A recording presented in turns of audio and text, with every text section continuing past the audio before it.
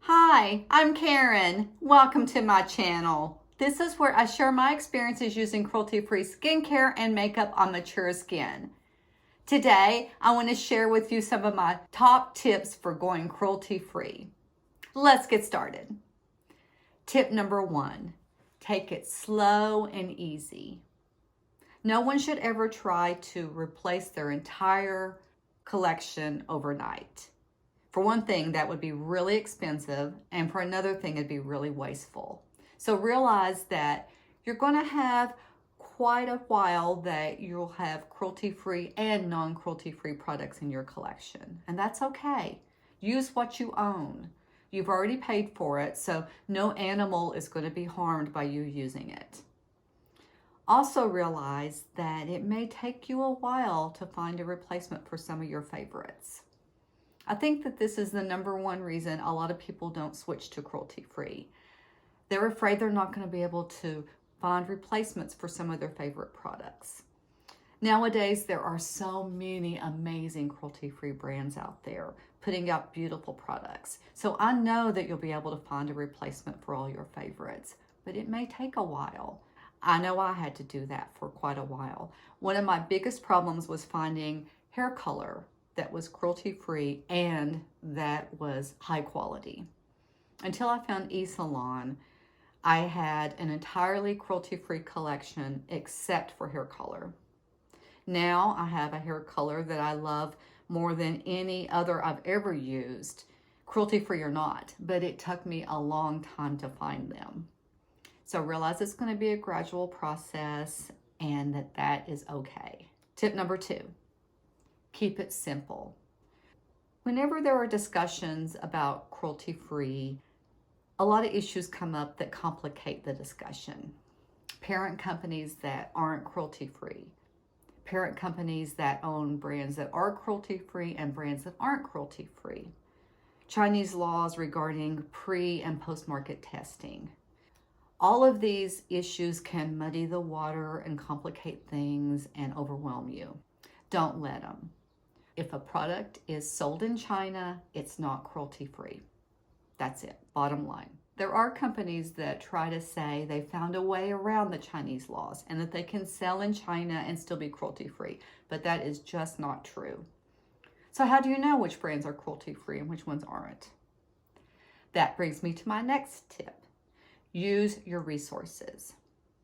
There are some fantastic sites out there that have done the legwork for us. They've asked the brands all the questions. They've put together lists of cruelty-free brands and not cruelty-free brands. Some of my favorites are Logical Harmony, Cruelty-Free Kitty, and Leaping Bunny. None of those sites are completely exhaustive. It would be impossible for one site to have every brand listed. There's just too many brands out there.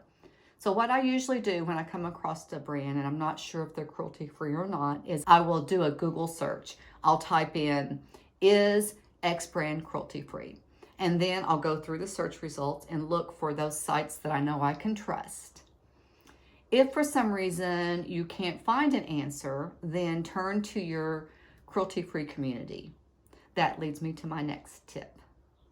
Build a network. Find some YouTubers that are focused on cruelty-free and ones that you enjoy watching and that you trust. There's me, of course. I started this channel entirely for that reason. I love sharing my cruelty-free experiences and helping others to go cruelty-free. So if you ever have any questions, please feel free to ask me. I love doing research, so if I don't have the answer, I'll try to find it for you. Some of the YouTubers that I enjoyed watching when I first got started on YouTube were Kelly Gooch and Andrea Mattiliano. They both have a lot of high quality content reviewing all kinds of different cruelty-free products, and they're both a lot of fun to watch. A couple of others that are great to watch when you first are getting started are Sarah Hubler and Living Life with Queenie. Those two YouTubers have both switched to cruelty-free over the past year or so, so they have a lot of content about using up their non-cruelty-free products and replacing them with cruelty-free ones. There are a lot of other great cruelty-free YouTubers out there. Just search on YouTube and you'll come across them. Find the ones that you like, the ones you enjoy watching, and build that network. My last tip is keep your focus. It's so easy to get distracted and overwhelmed and discouraged. But just remember why you're doing this. You're an animal lover who wants to use products that don't harm animals. That's the bottom line. If you start to get overwhelmed, just go back to the basics.